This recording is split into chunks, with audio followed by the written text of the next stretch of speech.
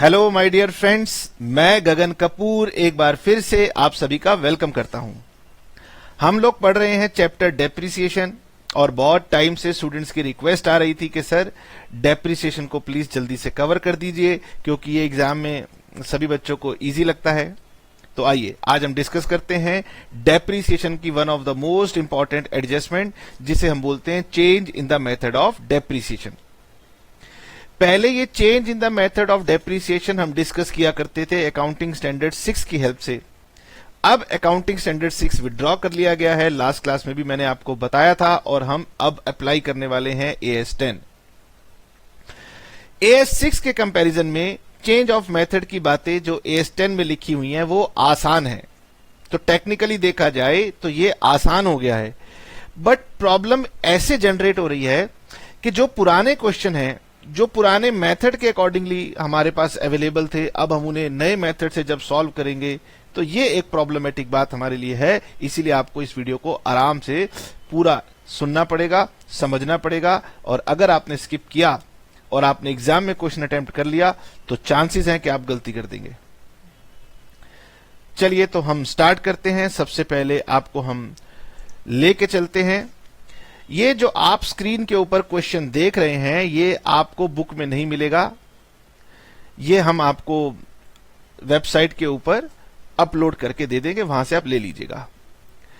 तो सर आप JR मोंगा sir की बुक फॉलो करते हो अक्सर, तो वहां से क्वेश्चन करवा दीजिए। तो बेटे मैंने आपको बताया है कि अब हम AS10 के कारण एक ऐसे समय में खड़े हैं जहां पर AS10 के ऊपर बेस्ड क्वेश्चन हमें कहीं पे मिल नहीं रहे हैं, तो हमें पुराने क्वेश्चंस में कुछ फेर बदल करना पड़ रहा है। सब अपने तरीके से कर रहे हैं, किसी बुक्स ने क्वेश्चंस को हटा दिया है, किसी बुक ने अपने अकॉर्डिंगली चेंज किया है।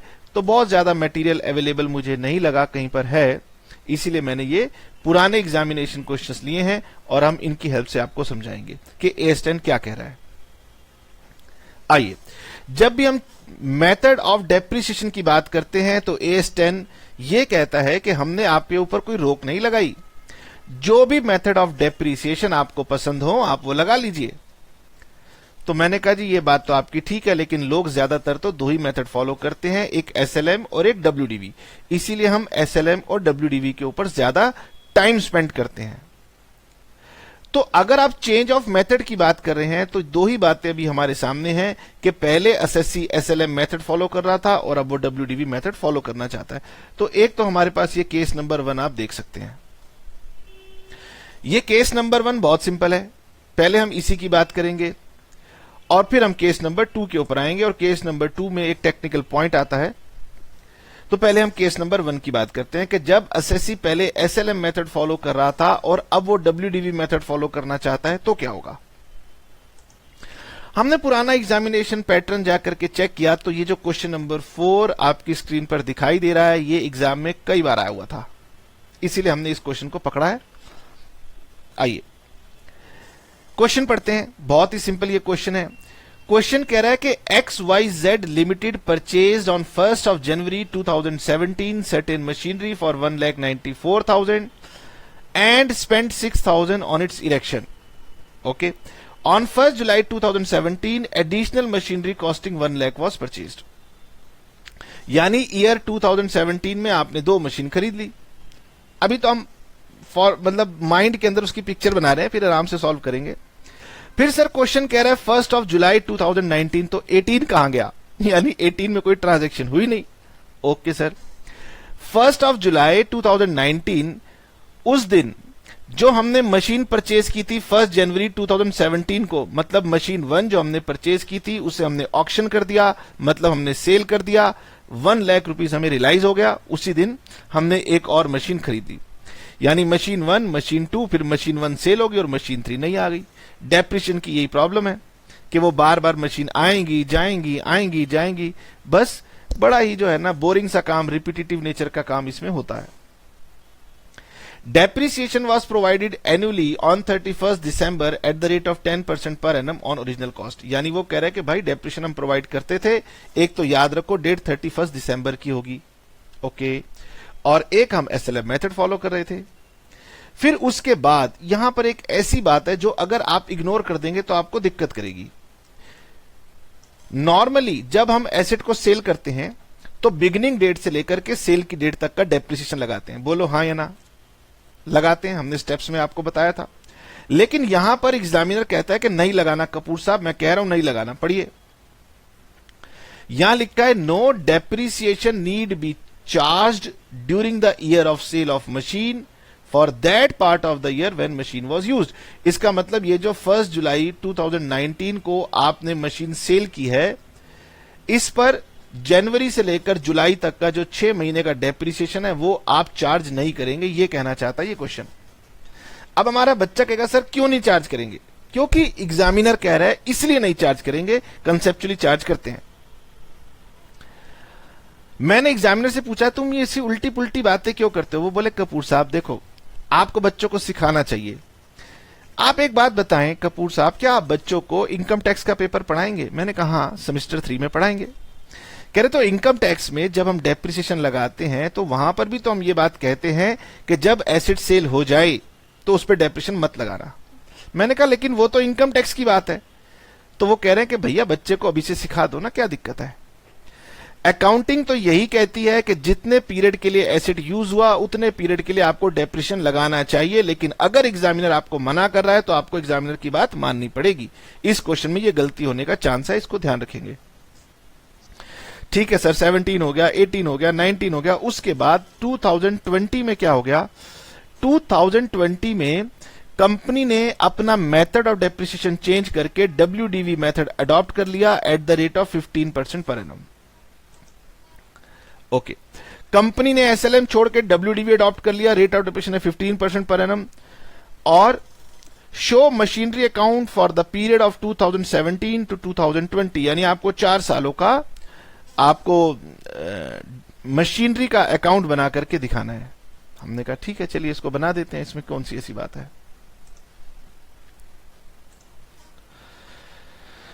तो अगर आपको क्वेश्चन ठीक से नहीं दिख रहा हो तो वीडियो को आप पॉज करके उसको थोड़ा सा एक पिक्चर को क्लिक कर लीजिएगा, क्वेश्चन की पिक्चर को।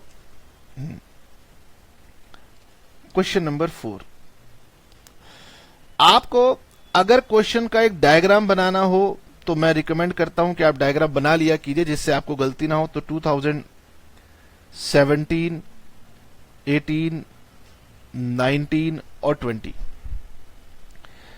1 जनवरी को हमने मशीन 1 परचेज की है 2 लाख की। फिर 1 जुलाई को हमने मशीन परचेज की है 1 लाख की। और उसके बाद हमने यहां पर 1/7/2019 को मशीन 1 को सेल भी किया है और मशीन 3 को हमने यहां पर परचेज भी किया है 1,50,000 का।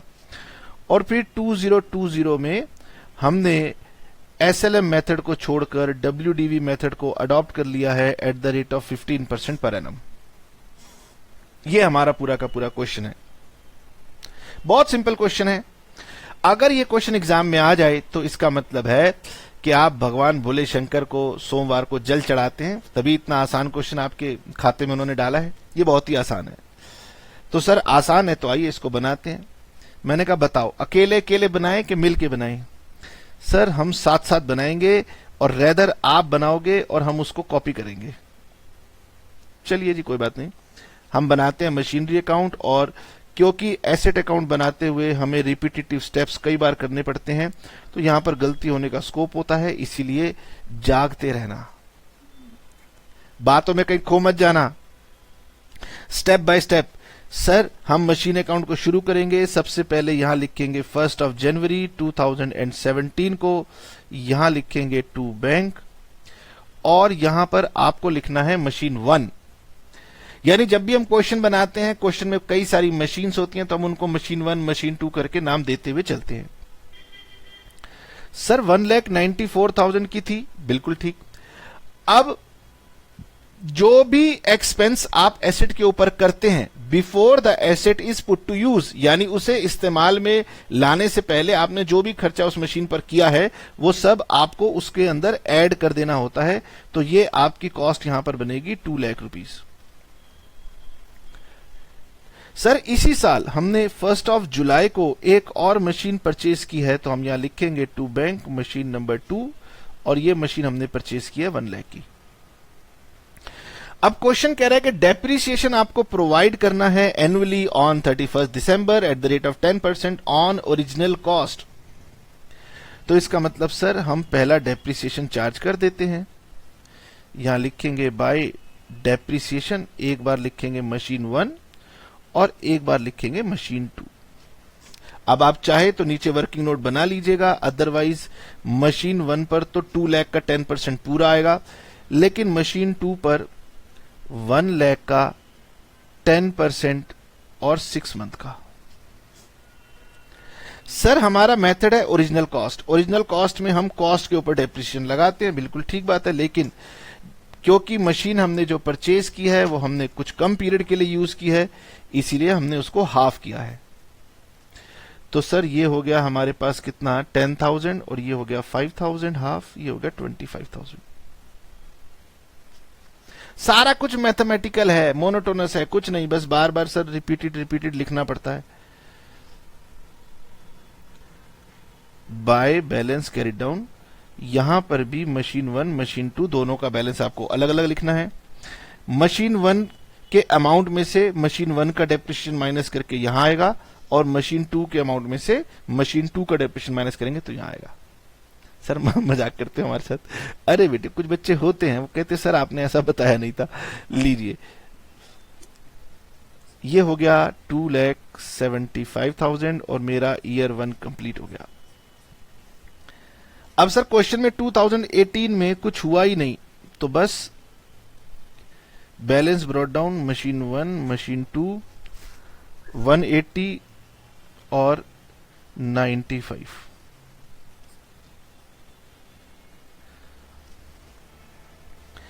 नाउ इस ईयर में तो सर कुछ हुआ ही नहीं, तो सिंपल डेप्रिसिएशन चार्ज कर देते हैं। तो अपने माइंड में क्वेश्चन की पिक्चर जरूर बना के रखिएगा, अदरवाइज ऊपर से चेक करते रहिएगा कहीं आप कोई गलती ना कर दें। तो डेप्रिसिएशन को हम यहां पर दिखाएंगे मशीन 1 मशीन 2।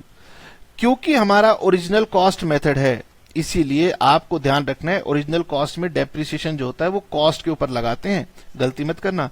यानी नेक्स्ट टाइम जब हम डेप्रिसिएशन लगाएंगे तो वो कॉस्ट के ऊपर लगाएंगे फुल ईयर का, ये हो जाएगा 30,000। आगे बढ़ाएंगे इसको और फिर बैलेंस कैरी डाउन दिखाएंगे। बताएं बैलेंस कैरी डाउन कितना आएगा, कुछ कुछ बताते रहिए वरना सो जाएंगे। 180 माइनस 20 सर ये हो जाएगा 160 और 95 माइनस 10 ये हो जाएगा 85। तो मेरे हिसाब से ये हो जाएगा 2,45,000।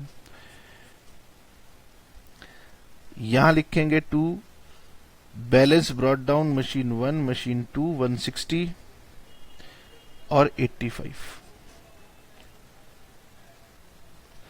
बढ़ते चलो धीर तुम बढ़े चलो, क्या बोलते हैं वीर तुम बढ़े चलो। मतलब इसमें टेक्निकल से ज्यादा ना बहुत मेहनत वाला काम होता है, इसलिए ना मुझे कभी कभी अकाउंट पढ़ाना अच्छा लगता नहीं है, क्या करें कोई बात नहीं।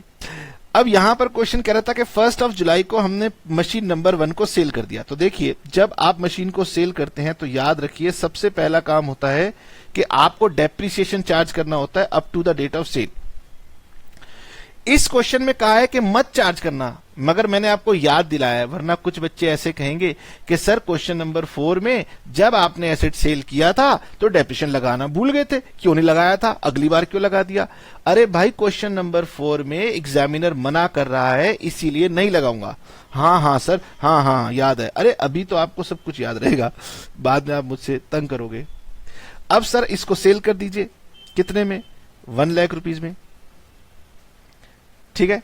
नाउ जब आप इसे सेल करेंगे 1 लाख रुपीज में तो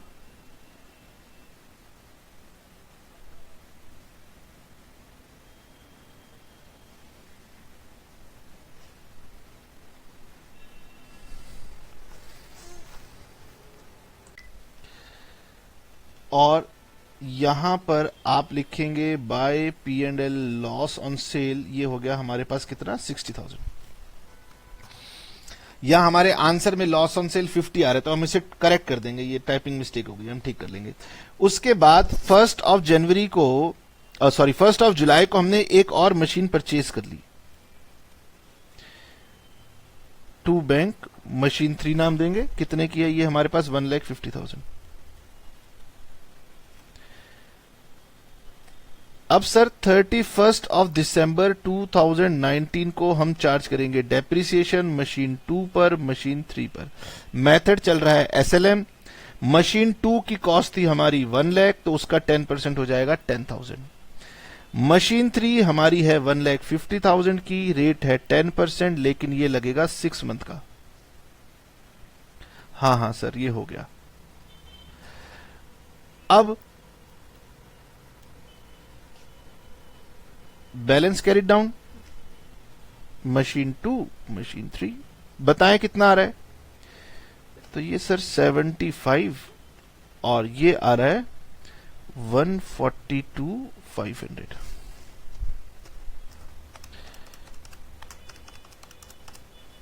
$2,17,500।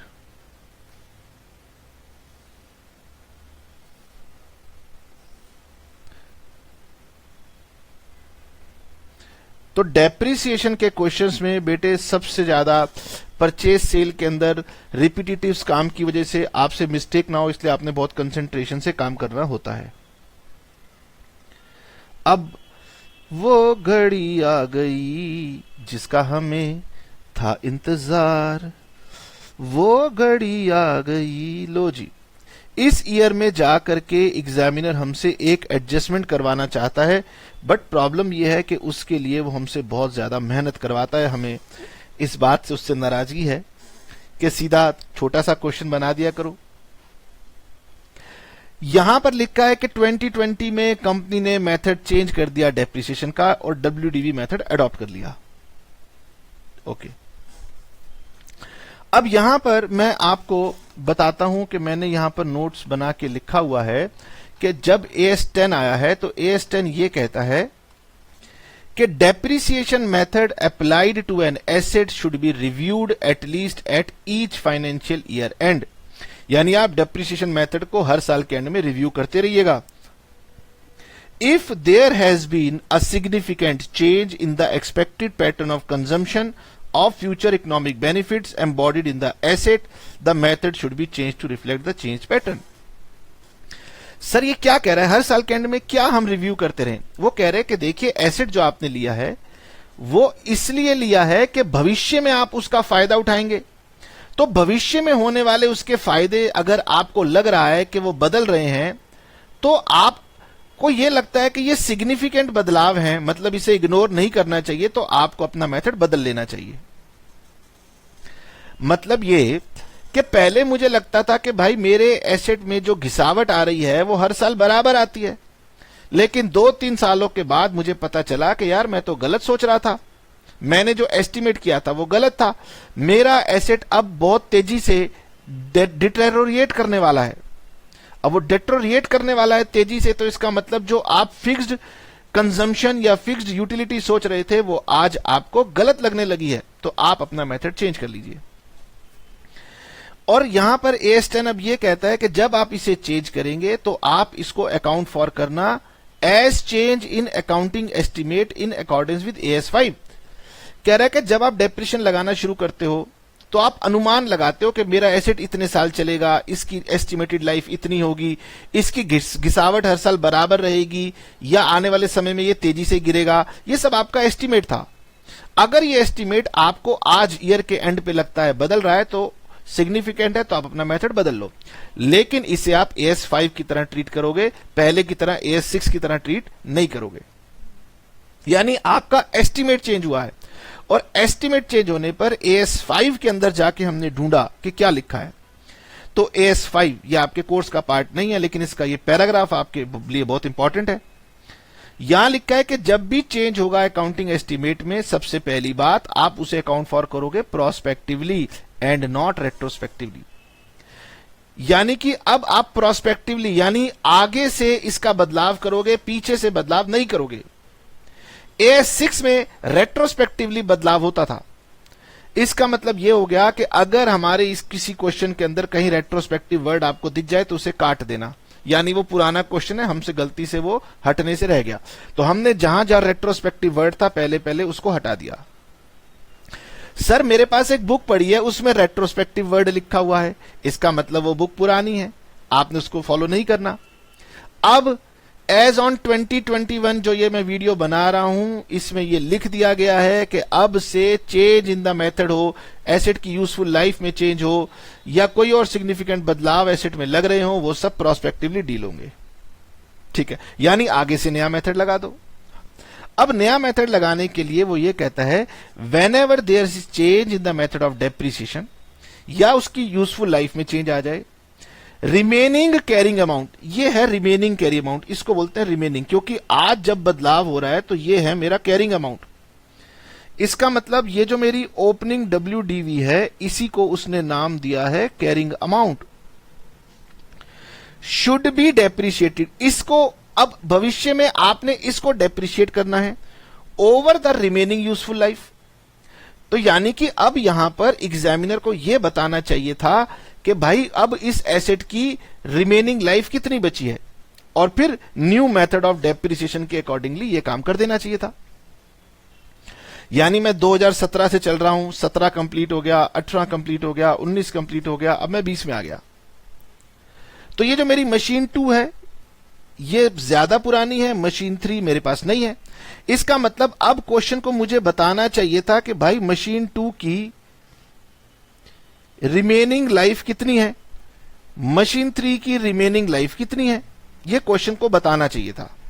क्वेश्चन कह रहा है कपूर साहब अगर मैं बता देता तो आपको ही परेशानी होती, फिर आपको फॉर्मूला लगाना पड़ता 1 minus nth rate scrap upon cost, और इसी मेथड से WDV मेथड में निकलता है हमारा रेट ऑफ डेप्रिसिएशन। तो कहता है कि ये जो nth रूट निकालना है ये आपके लिए कठिन काम है, अभी आपको गणित इतना नहीं आता कपूर साहब बताओ। मैंने कहा हाँ ठीक बात है। कह रहे इसीलिए मैंने आपको क्या किया, सीधा सीधा रेट बता दिया जी, रेट ऑफ डेप्रिसिएशन। तो आप अपना काम आगे बढ़ाओ। ठीक है, मैंने कहा बताओ कितना रेट था, उन्होंने कहा चेक कर लो, हमने आपको रेट बताया था 15% पर एनम। उन्होंने कहा 2020 में कंपनी ने मेथड ऑफ डेप्रिसिएशन अडॉप्ट कर लिया WDV।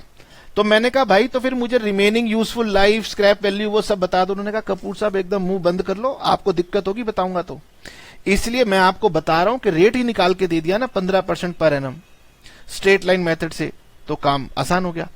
इसका मतलब अगर यहां लिखा होता कि रिमेनिंग यूजफुल लाइफ इतनी है, स्क्रैप वैल्यू इतनी है, तो मुझे ये फॉर्मूला लगाना पड़ेगा। लेकिन मैं उम्मीद करता हूं कि वो आपको ये नहीं कहेगा, क्योंकि इसमें गणित इन्वॉल्व है और ये गणित करना हमारे लिए सरल नहीं है, इसलिए वो आपको हमेशा रेट देगा। इसलिए SLM से WDV जाने में हम सुखी रहेंगे, हमें रेट मिलेगा, हम इस रेट को एप्लीकेबल करा के अपना आगे बढ़ जाएंगे। तो सर इसका मतलब ये कि हमने बस यहां पर अब क्या करना है, नए मेथड से डेप्रिसिएशन चार्ज करना है, और नए मेथड से हमारा डेप्रिसिएशन मशीन 2 का 75,000 का 15% और मशीन 3 का 142,500 का 15%, यही आएगा बस। 11,250 और 21,375। और फिर हमने क्या करना है, हमने इसके ऊपर लिख देना है by balance carried down machine 2 machine 3। 75,000 minus 11,250 ये आ गया 63,750। 142,500 माइनस 21,375 ये आ गया 121,125, और ये आउटर कॉलम में आ गया 184,875। ठीक है, इसका मतलब जब SLM से मैं WDV पे जाऊंगा तो मुझे कोई दिक्कत आने वाली नहीं है, क्योंकि एग्जामिनर मेरे को यूजफुल लाइफ, स्क्रैप वैल्यू बताएगा नहीं, क्योंकि उसके बताने से फिर ये होगा कि मुझे उसका मैथमेटिकल कैलकुलेशन करनी पड़ेगी।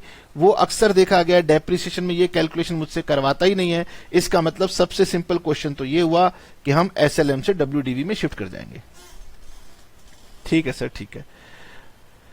जैसे ये काम हमने किया तो हमने क्वेश्चन नंबर 4 कंप्लीट कर लिया। अब आपके पास मैंने एक और क्वेश्चन नंबर 5 दिया हुआ है, और टेक्निकली देखा जाए तो ये क्वेश्चन नंबर 4 ही एग्जाम में डबल फिगर के साथ आया था, तो क्वेश्चन नंबर 5 को आप ट्राई करेंगे। अब आ जाते हैं हम दूसरे वे में, जब हमारे पास पहले WDV मेथड था और अब हम SLM मेथड को ऑप्ट करते हैं तो क्या होगा। तो आइए इस क्वेश्चन को हम रीड करना शुरू करते हैं। तो रीड करते हैं क्वेश्चन को। ये क्वेश्चन बिल्कुल पुराने वाले क्वेश्चन के जैसा सिमिलर है। पुराने क्वेश्चन में हम SLM से WDV में आए थे और इस क्वेश्चन से हम WDV से SLM में जाएंगे। क्वेश्चन कह रहा है Ajay purchased on 1st of January 2012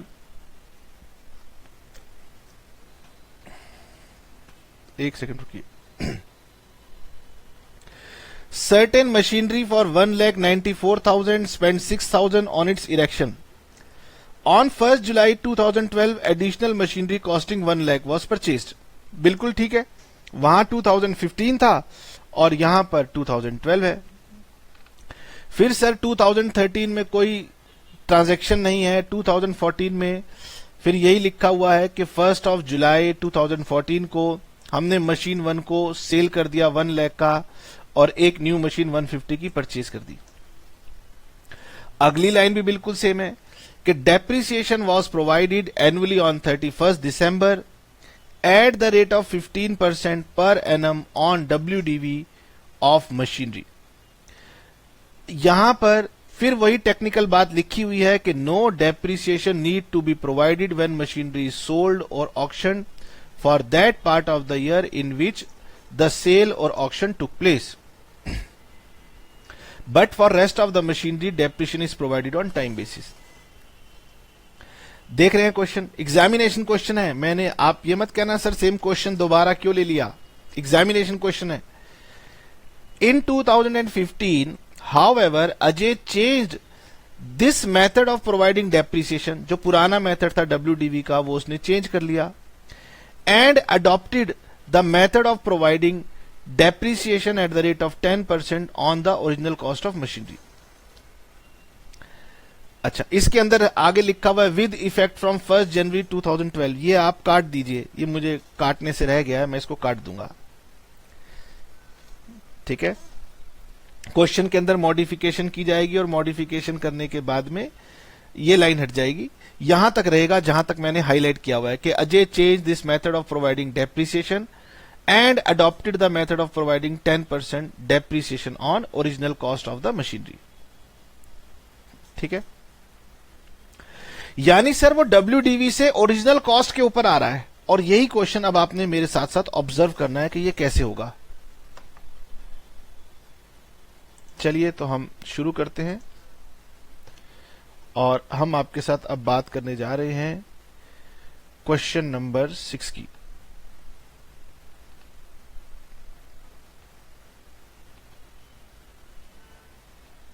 okay,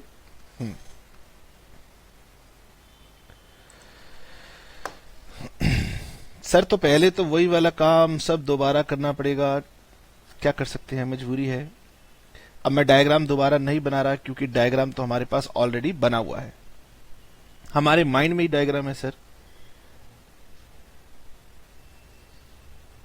sir क्या हम इसे आपसे पहले आपसे आगे आगे बनाएं? मैंने कहा बिल्कुल आप इसको कोशिश कर सकते हैं क्योंकि लास्ट ईयर में जाके ही तो मैंने आपको बताना है, बाकी सब तो सेम है। तो यहां लिखेंगे आप मशीनरी अकाउंट, क्वेश्चन स्टार्ट हो रहा है 1st January 2012 को, टू बैंक मशीन 1 194 प्लस 6000 और ये हो जाएगा हमारा 2 लाख। फिर 1st of July 2012 को टू बैंक मशीन 2 1 लाख। 31st December डेप्रिसिएशन लगेगा, मशीन 1 मशीन 2, मशीन 1 पे फुल ईयर का लगेगा, मशीन 2 पे हाफ ईयर का लगेगा, 15% WDV मेथड।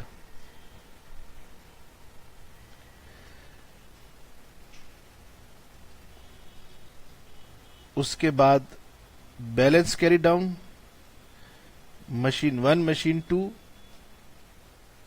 1,70,000, 92,500, 262,500 लीजिए। 1113 को आ गए, M1 M2 सर थोड़ा सा रुको, अरे इसमें रुकने वाली कोई बात नहीं है। 13 में कोई ट्रांजैक्शन ही नहीं थी, इसीलिए सिर्फ और सिर्फ डेप्रिसिएशन लगेगा M1 M2। लेकिन अब की बार हमें चाहिए होगा कैलकुलेटर। ये आता है 25,500, ये आता है 13,875, टोटल आ गया 39375।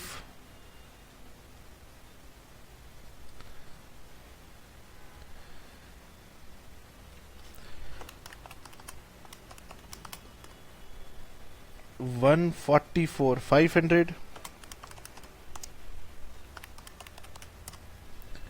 78,625, 223,125। वीर तुम बड़े चलो, धीर तुम बड़े चलो, करना कुछ है नहीं, बार बार बस लिखना ही लिखना है।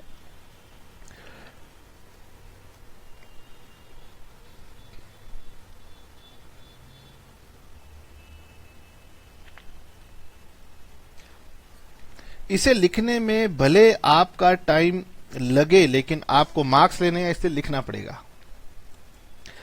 अब सर 1 जुलाई 2014 को क्योंकि डेप्रिसिएशन लगाने के लिए मना किया गया है, इसीलिए मैं सीधा लिखूंगा बाय बैंक। डेप्रिसिएशन पार्ट को इग्नोर कर देता हूं, यहां लिखूंगा बाय P&L लॉस, और फिर यहां पर मैं लिखूंगा मशीन 3 जो हमने परचेज की है 1,50,000। मेरे ख्याल से यहां तक किसी भी स्टूडेंट को कोई दिक्कत नहीं है। फिर सर 31 दिसंबर 14 को हम दिखाएंगे डेप्रिसिएशन मशीन 2 और मशीन 3 पर। मशीन 2 के ऊपर 15% डेप्रिसिएशन हो गया 11,793.75, तो 11,794 कर दो, ठीक है। पैसे के पीछे झगड़ा मत करना। 1,50,000 15% divided by 2, 11,250।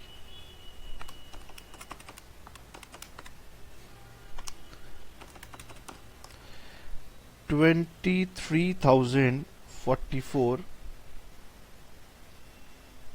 By balance carry down. ये हो गया हमारे पास मशीन 2 और मशीन 3। और 78,625 माइनस 11,794, 66,831, और 1,50,000 माइनस 11,250, 138,750, 2,05,581।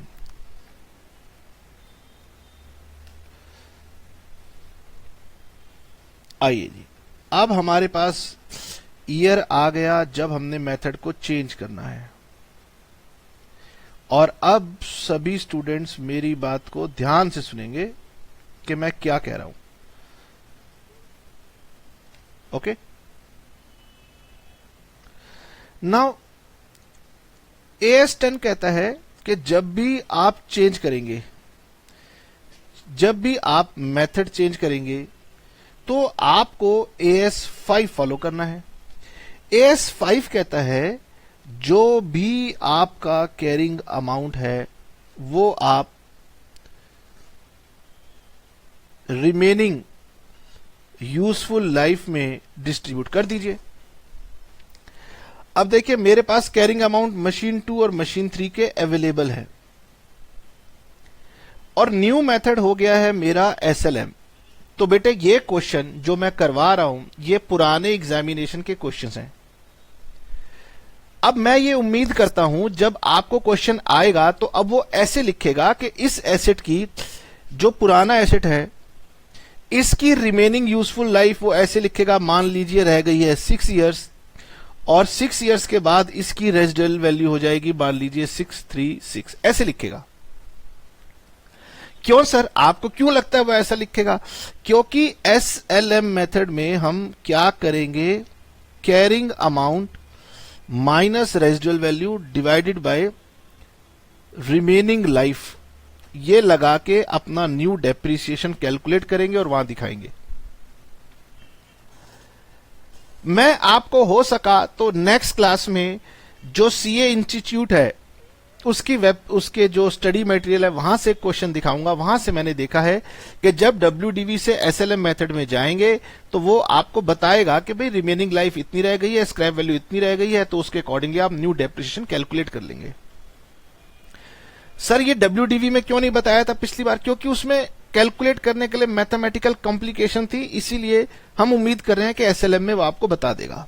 लेकिन पुराने जितने भी क्वेश्चन हैं उसमें ये सब नहीं दिया होता था, उसमें न्यू मेथड और उसका रेट दिया हुआ होता था। जैसे कि इस क्वेश्चन में ये कहा गया है कि आप जो मेथड चेंज करेंगे, अब आप ओरिजिनल कॉस्ट मेथड लगाएंगे 10% पर, यानी ये 10% हो गया। अब ये रेट गिवन है तो इसका मतलब ये है कि एसएलएम मेथड कहता है कि अगर रेट 10% है तो इसका मतलब इसकी लाइफ 10 साल अभी और है। इसका मतलब ये कि जो न्यू मेथड है वो मेरा एसएलएम मेथड है। एसएलएम मेथड कहता है कि आप ओरिजिनल कॉस्ट का मल्टीप्लाई करेंगे रेट, लेकिन क्योंकि चेंज ऑफ मेथड लग रहा है तो चेंज ऑफ मेथड में ओरिजिनल कॉस्ट की जगह मुझे लेना पड़ेगा कैरिंग अमाउंट। कैरिंग अमाउंट का मतलब है कि मुझे ये जो अमाउंट आ रहे ना 66,831, अगर मैं मशीन 2 की बात करूं तो 66,831 इसी का 10% लेके मेरा डेप्रिसिएशन आएगा ये। अब कई बच्चे बोलेंगे सर ये जो कैरिंग अमाउंट वैल्यू है ये डब्ल्यूडीवी है, ऐसा डब्ल्यूडीवी मेथड में करते हैं, ओरिजिनल कॉस्ट तो इसकी कितनी थी, 1 लाख थी। अगर मैं आपको यहां पर दिखाने की कोशिश करूं तो मशीन 2 की मेरी जो ओरिजिनल कॉस्ट है वो 1 लाख है, लेकिन जब मेथड चेंज हो रहा है तो मैं 1 लाख का 10% कैलकुलेट नहीं कर रहा, मैं कैरिंग अमाउंट का 10% कैलकुलेट कर रहा हूं। क्यों? उसकी वजह है, अगर तो क्वेश्चन मुझे ऐसे कहेगा तो मैं नया वाला डेप्रिसिएशन का अमाउंट मैंने आपको बता दिया कि मैं कैसे निकालूंगा। इसका क्वेश्चन मैं आपको नेक्स्ट क्लास में सीए इंस्टीट्यूट के स्टडी मटेरियल से दिखाऊंगा, क्योंकि कॉमर्स के लिए तो सबसे बड़ी जो प्लेस है वो सीए इंस्टीट्यूट है। लेकिन अगर पुराने क्वेश्चन का पैटर्न देखें और पुराने क्वेश्चन के पैटर्न से अगर कोई क्वेश्चन आ जाए जिसमें आपको रेट गिवन हो और रेट गिवन है और लिखा है कि हम डब्ल्यूडीवी से एसएलएम पर आ रहे हैं, तो आपने कैरिंग अमाउंट का 10% लगाना है, ओरिजिनल कॉस्ट का 10% नहीं लगाना है। ये कई बच्चों को दिक्कत करेगा कि सर ये कैसे आपने किया। ऐसा इसलिए किया क्योंकि AS5 में लिखा हुआ था कि जब मेथड चेंज होगा तो कैरिंग अमाउंट को ही तो अब आपने राइट ऑफ करना है। मैं इसको थोड़ा और गहराई से आपको समझाने की कोशिश करता हूं, ये बात थोड़ी सी टेक्निकल हो गई। मशीन 2 का मैं एग्जांपल ले रहा हूं, मेरी मशीन 2 की वैल्यू है 66,831 और अब न्यू मेथड कहता है कि आपको एसएलएम लगाना है एट द रेट ऑफ 10%। अगर आप एसएलएम मेथड को समझते हो 10%, तो इसका मतलब 10-10% करके इसके 10 हिस्से होंगे और ऐसे डेप्रिशिएट हो जाएगा। बच्चे को यहां दुविधा क्या आएगी, जो इंटेलिजेंट बच्चा है, जो समझदार है, वो ये कहेगा कि सर एसएलएम मेथड तो ये कहता था ओरिजिनल कॉस्ट का 10% लो, और वो क्या करेगा, वो ओरिजिनल कॉस्ट 1 लाख लेके उसका 10% कैलकुलेट कर देगा 10,000। अब आप बताओ, अगर आप ऐसा करोगे तो आपका जो डब्ल्यूडीवी है वो तो है 66,831, आप 10,000 के 10 इंस्टॉलमेंट बना दोगे। क्या ऐसा पॉसिबल है कि आपकी बुक्स में जो अमाउंट 66,831 है और उससे आप 10-10 हजार करके 10 सालों में 1 लाख रुपए डेप्रिशिएट करना चाहते हो? क्या ऐसा संभव है? Answer is no. डेप्रिशिएट तो उतना ही अमाउंट हो सकता है जितना आपकी बुक्स में है। इसका मतलब अब मैं क्या करूंगा, अगर मेरे पास ऐसा क्वेश्चन आ रहा है जिसमें पहले डब्ल्यूडीवी था, अब मैं SLM पे जा रहा हूं, तो भी मैं इसी WDV की वैल्यू को ही ओरिजिनल कॉस्ट मानते हुए इसी का रेट लगाऊंगा 10%। सर इसका मतलब पहले भी ऐसे किया था और अभी भी ऐसे कर रहे हैं? हाँ भाई, मैंने यहां पर आपको एक पैराग्राफ लिख के दिया था, अगर आप इसको अंडरस्टैंड कर पाए तो बहुत अच्छी बात है, क्योंकि यहां लिखा हुआ है कि रिमेनिंग कैरिंग अमाउंट को आपको डेप्रिशिएट करना है over the remaining useful life. अब समस्या यह है कि SLM में बच्चे ने रट रखा है कि सर मैं तो ओरिजिनल कॉस्ट का 10% लेता हूं, आप रिमेनिंग कैरिंग अमाउंट का 10% करवा रहे हो। और फिर कई बच्चे तो ये कहेंगे सर अगर हम इसी को ले लेंगे तो फिर पुराने क्वेश्चन में और नए क्वेश्चन में हमें ज्यादा अंतर समझ में नहीं आ रहा। तो मैंने कहा देखो बेटे, अभी एग्जाम में क्वेश्चन आए नहीं है, डेफिनेटली जब 1-2 अटेम्प्ट बीत जाएंगे तब आपको पहली बार ये क्वेश्चन देखने को मिलेंगे। तो आपको पहले से ही मैंने बता दिया है कि मुझे ऐसा पूरा अनुमान है कि वो आपको ऐसा बताएगा कि हमारी रिमेनिंग लाइफ रह गई है इतने साल, उसके बाद स्क्रैप वैल्यू होगी इतने साल, तो आप एक नया डेप्रिसिएशन निकालेंगे और वहां लगाएंगे।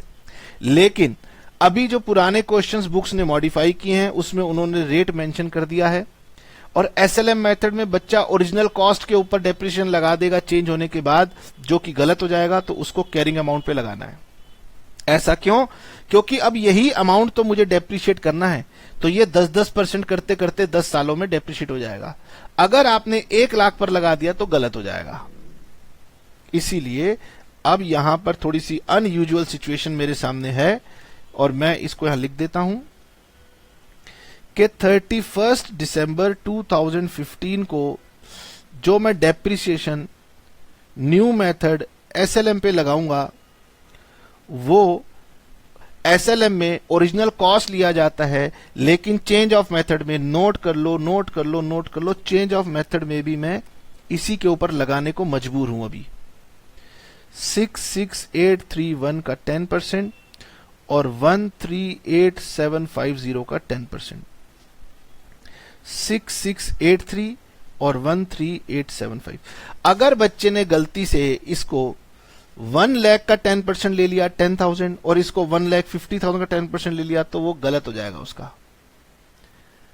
सर ये आप कैसे कह रहे हो? ये मैं आपको बता रहा हूं कि आप गलत कर दोगे। मैंने सारी बुक्स को स्टडी कर लिया है, इसीलिए आपने इसको ऐसे करना है। By balance carried down machine 2 machine 3 66831 minus 6683 60,148 और 138,750 माइनस 13875, ये होगा 124,875। अब मेरा आंसर हो सकता है वहां पर स्टाफ ने गलत टाइप किया हुआ है, तो मैं उसको ठीक कर दूंगा, मगर ये सॉल्यूशन एकदम ठीक है। ओके, हमारे वहां पर आपको डेप्रिसिएशन 10,000 15,000 ये जो दिखाई दे रहा है, तो मैं बता देता हूं बेटे, ये स्टाफ ने अपने हिसाब से लिखा है, ये गलत है, इसको मैं ठीक कर दूंगा। आपको जब शीट दूंगा तो ठीक कर दूंगा। जो हमने आंसर लिखा है ये एकदम ठीक है। ठीक है सर, आपकी बात माननी पड़ेगी, अब क्या करें। तो अब आइए हम चलते हैं एक और क्वेश्चन के पास, क्योंकि अभी हमारे पास थोड़ा और समय है। अब ये भी हमारा एग्जामिनेशन क्वेश्चन है और इसको मैं क्लियर कर देता हूं आपके लिए। आप चाहें तो प्रैक्टिस के लिए और भी हमने क्वेश्चन दिए हुए हैं, बुक से चाहें वो भी कर सकते हैं। अब मैं आपको एक क्वेश्चन और करा रहा हूं, ये भी पुराना एग्जामिनेशन क्वेश्चन है, और वैसे तो इसमें एक नई बात भी है, तो चलिए आप मेरे साथ कीजिए, उसके बाद बाकी क्वेश्चंस को आप घर पे प्रैक्टिस कर पाएंगे। क्या है सर इस क्वेश्चन में ऐसा नया? यहां लिखा है plant and machinery account of a company had a debit balance of 147,390 on 1 अप्रैल 2019। कहता है जी प्लांट एंड मशीनरी में डेबिट बैलेंस है 147,390। तो प्लांट एंड मशीनरी का हमेशा डेबिट बैलेंस ही होता है, इसलिए डेबिट से कोई घबराने की बात नहीं है। Company was incorporated in April 2016 and has been following the practice of charging full year depreciation on diminishing balance method at the rate of 15%. इसका मतलब क्वेश्चन ये कह रहा है कि हम एसेट भले बीच में परचेज करें लेकिन डेप्रिसिएशन उस पर पूरा लगाते हैं। मैंने कहा भाई यहां फिर एग्जामिनर की मर्जी चल रही है, वो कह रहा है तो आपको ये बात फॉलो करनी है। इन 2019-20 जो हमारा करंट ईयर है, इसमें इन्होंने डिसाइड किया to change the method from diminishing balance method to straight line method. अब ये WDV से स्ट्रेट लाइन पर आ गए। अगेन जब ये स्ट्रेट लाइन पर आएंगे तो अगर ये मुझे लाइफ बता देंगे तो मैं डेप्रिसिएशन रिकंप्यूट करके लगा दूंगा। अगर ये लाइफ नहीं बताएंगे, रेट बताएंगे, तो बताइए अब मैं क्या करूंगा। जो मेरी पुरानी मशीन चली आ रही हैं, क्या मैं उनकी कॉस्ट का रेट अप्लाई करूंगा या उनके कैरिंग अमाउंट का रेट अप्लाई करूंगा। It however decided to change method from diminishing balance to straight line and to give effect to the above while preparing final accounts and the rate of depreciation remaining the same। इसका मतलब rate of depreciation 15% ही है। तो बेटे पुरानी machines का जो carrying amount चला हुआ आ रहा था उसी के ऊपर ही मैं 15% लगा दूंगा। सर यानी इसमें तो कोई सेल वेल की बात की नहीं गई। बिल्कुल ठीक है, कोई सेल की बात नहीं की गई। In the year 1920, new machine was purchased at a cost of 50,000। 1 अप्रैल के बाद हमने कभी बीच में एक मशीन खरीदी है 50,000 की, जिसकी डेट नहीं दी। तो मुझे तो पता है, ऊपर उसने कह दिया था कि आपने पूरे साल का डेप्रिसिएशन लगाना है, तो हम फुल ईयर का डेप्रिसिएशन इस बात पे लगा देंगे। Now all other machines were acquired in 1617। Show plant and machinery account from 1617 to 1920। इसमें क्वेश्चन ये कह रहा है कि आपको प्लांट अकाउंट बनाना है 16, 17, 17, 18, 18, 19, 19, 20, 4 साल का। ठीक है, अगर ये 4 साल का ना बनाना होता तो मेरे लिए क्वेश्चन बहुत ही ज्यादा आसान हो गया था।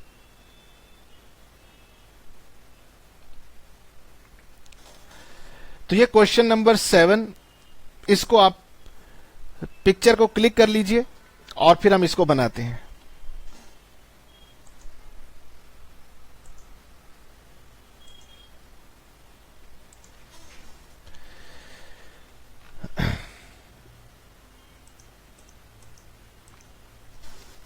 इसमें 2 बातें हैं, तो मैं आपको एक एक करके दोनों बातें दोबारा समझाता हूं। सबसे पहले मैं आपको एक मेन मुद्दे की बात बताता हूं। हमारा क्वेश्चन कह रहा है कि ये हमारा है ईयर 2019, 1419, और ये है 31 मार्च 20। इस दिन हमारे पास बैलेंस था 147390। ये हमारा WDV था। हम पहले डिमिनिशिंग बैलेंस मेथड फॉलो कर रहे थे, diminishing balance method at the rate of 15%। अब हमने मेथड को चेंज करके SLM कर दिया है।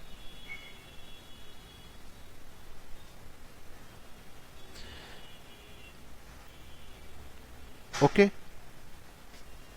पहले इतनी सी बात को आराम से समझ लो।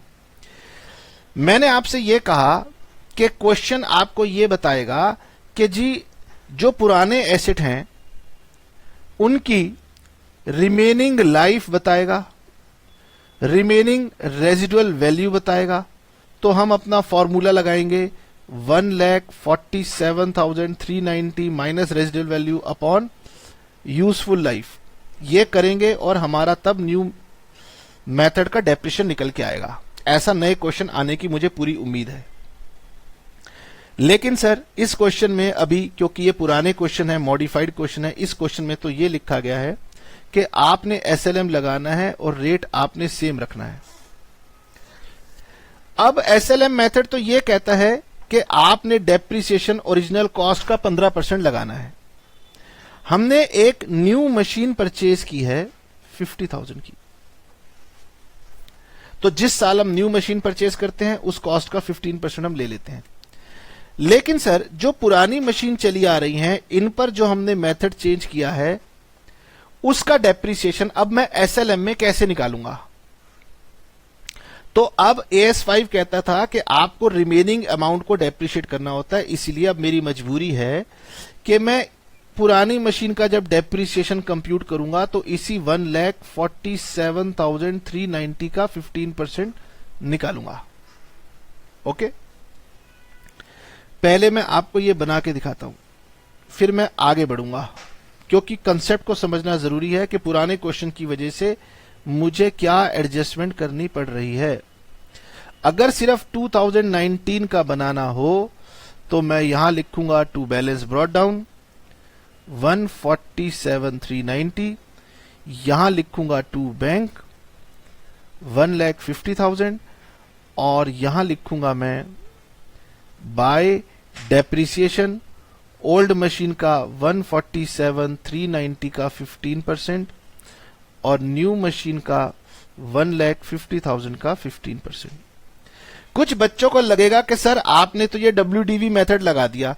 बेटे मेरी मजबूरी है, जो पुराने क्वेश्चन का रेट दिया है उसको आपको इसी तरीके से करना होगा, अनलेस एंड अनटिल आपको रिमेनिंग यूजफुल लाइफ वाली बातें ना दी हो। उसके बाद सर हम यहां पे क्या करेंगे, उसके बाद हम यहां पे करेंगे by balance carried down old और न्यू, ये करेंगे। ठीक है, पहली बात तो ये कि चेंज ऑफ मेथड में अगर रेट दिया है तो आपने कैसे डील करना है। इसी को मैं यहां लिख देता हूं, पहले डिमिनिशिंग बैलेंस मेथड था, अब आप स्ट्रेट लाइन मेथड पे आ गए। तो आप क्वेश्चन में चेक करना क्या उसने रिमेनिंग लाइफ, स्क्रैप वैल्यू, ये सब बातें दी हुई हैं। अगर ऐसा है तो आप current WDV minus residual value divided by remaining life, ये करना और फिर अपना न्यू डेप्रिसिएशन कंप्यूट करना और उसको ऊपर दिखाना।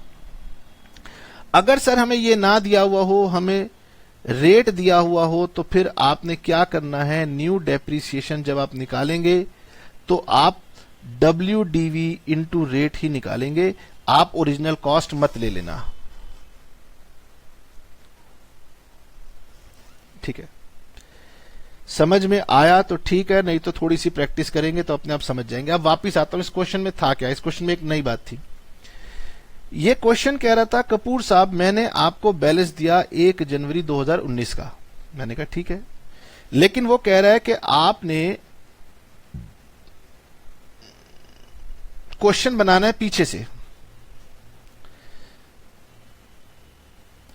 ये बैलेंस था मेरा 147,390 और क्वेश्चन कह रहा है जी यहां से आपको बनाना है। मुझे क्वेश्चन की शुरुआत 16-17 से करनी है और वो कह रहा था कि आपने 16-17 में मशीन्स परचेज की थी, तो भाई मुझे इसकी कॉस्ट तो बताओ, तभी तो शुरू करूंगा। इसका मतलब इस क्वेश्चन में मुझे रिवर्स कैलकुलेशन करके आना होगा। एक एक स्टेप रिवर्स करते हुए मुझे यहां पर आकर के पहले ये वाली वैल्यूज निकालनी होंगी, तब जाके मेरा क्वेश्चन 2016-17 से शुरू हो पाएगा। अब सर पीछे कैसे आते हैं, देखिए।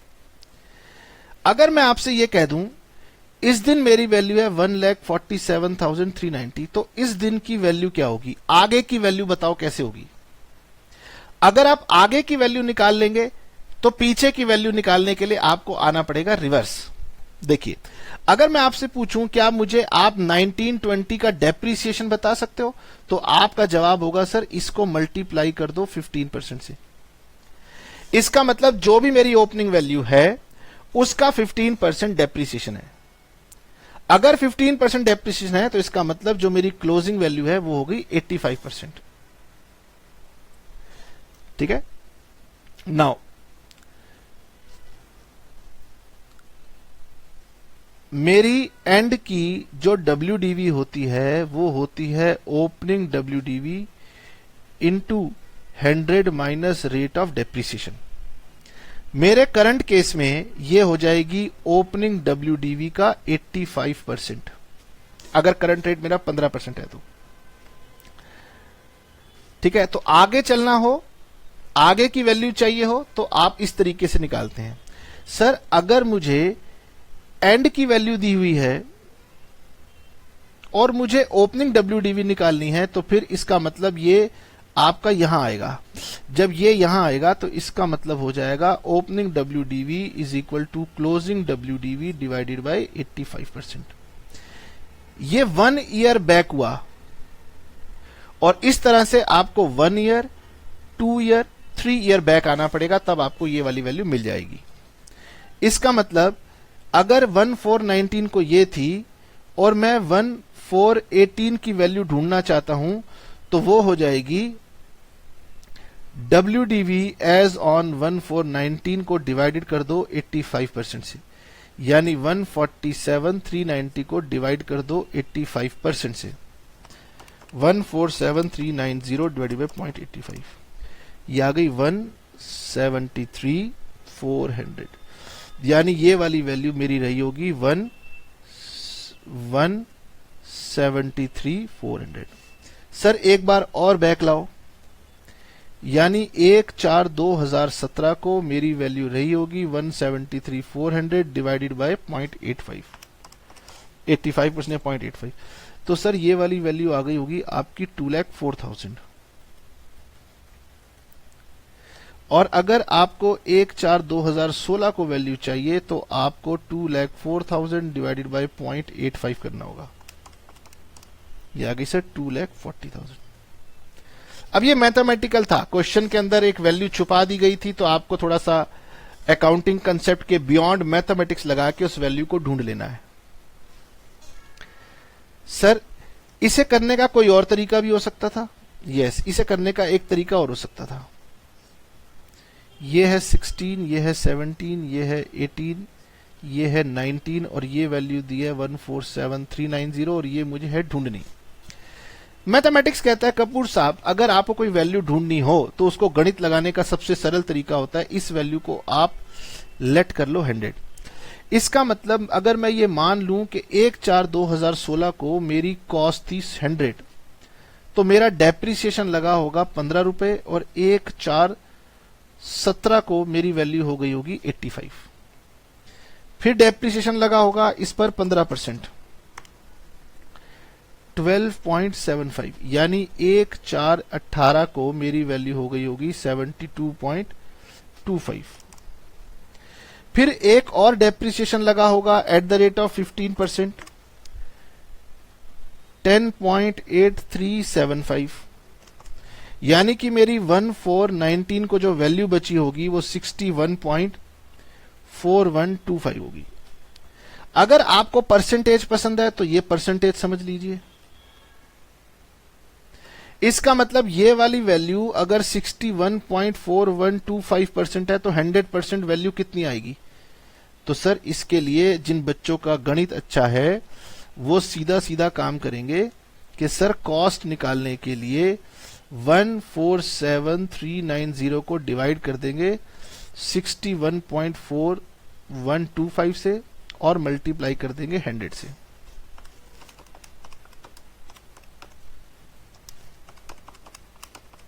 ये लो जी, ये भी आपका आंसर आ गया। इट इज सिंपल या मैथमेटिक्स। जिन्हें परसेंटेज की बात समझ में नहीं आती हो उनके लिए है कि आप यूनिटरी मेथड लगा लो। यूनिटरी मेथड कहता है कि अगर 1419 को WDV है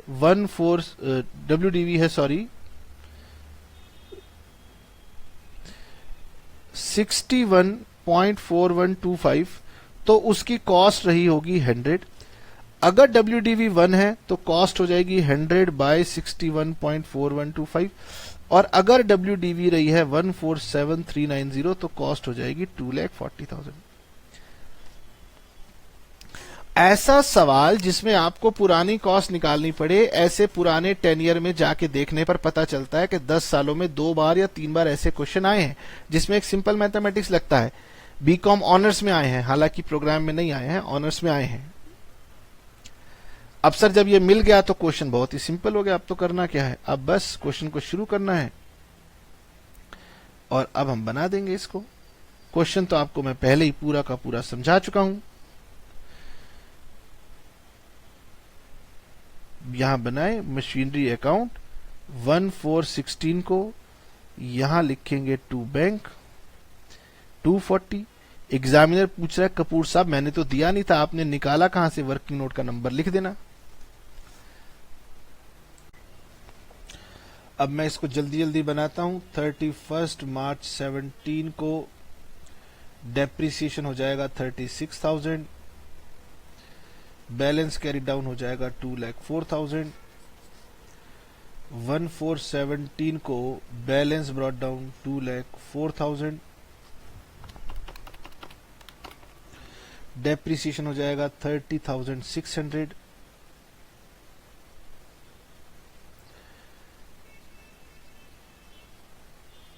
और बैलेंस हो जाएगा 173,400। 1/4/2018 को हो जाएगा बैलेंस ब्रॉट डाउन 173,400। डेप्रिसिएशन हो जाएगा इसका 26010। बैलेंस कैरी डाउन आ जाएगा 147,390। अब 1419 को बैलेंस ब्रॉट डाउन हो जाएगा 147,390। करंट ईयर में एक न्यू परचेज है 50,000। अब ऑल दो मेथड SLM हो चुका है, लेकिन मजबूरी में अब मुझे फिर से डेप्रिसिएशन इसी का 15% निकालना पड़ेगा। 22,109 सूरज को भेजना, और इसका डेप्रिसिएशन आएगा 50,000 का 15%, 7,500। और यहां पर आएगा by balance carry down, old और न्यू 147,390। ये ओल्ड आएगा 125,281 और ये आएगा 42500। इसी तरीके से इलस्ट्रेशन नंबर 8 है, इलस्ट्रेशन नंबर 9 है। ये इलस्ट्रेशन नंबर 9 आपको कई सारी बुक्स में मिल जाएगी, आप कर सकते हैं, ठीक है। बाकी मैं आपको नेक्स्ट क्लास में करवाऊंगा प्रोविजन फॉर डेप्रिसिएशन का क्वेश्चन। पहले प्रोविजन फॉर डेप्रिसिएशन कैसे मेंटेन करते हैं, पहले हम वो बताएंगे, फिर प्रोविजन के ऊपर बेस्ड चेंज ऑफ मेथड करेंगे। तो उम्मीद करते हैं कि कल हम आपको ये सारे कंसेप्ट अब कंप्लीट करा देंगे। Tata, bye bye, see you. अच्छा, एक बात और, चलिए ठीक है, ओके।